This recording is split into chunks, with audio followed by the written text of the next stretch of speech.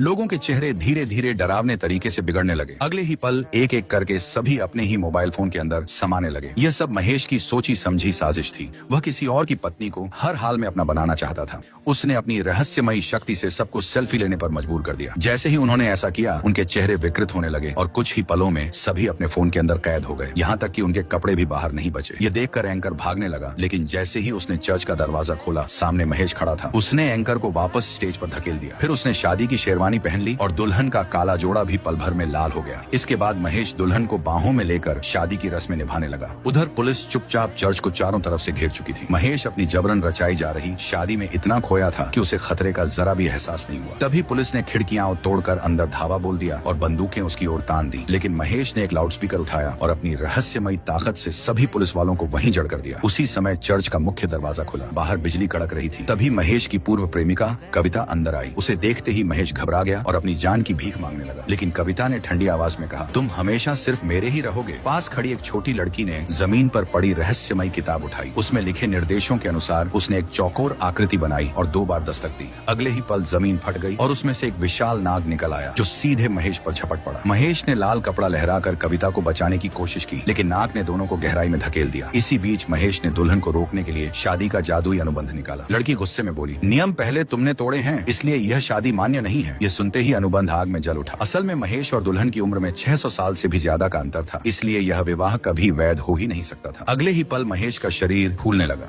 वह हवा में उठा और जोरदार धमाके के साथ टुकड़ों में बिखर गया। उसके मरते ही पुलिस पर किया गया जादू भी खत्म हो गया। चर्च में फिर सन्नाटा छा गया और आखिर में सिर्फ माँ और बेटी एक दूसरे को कसकर गले लगाए रह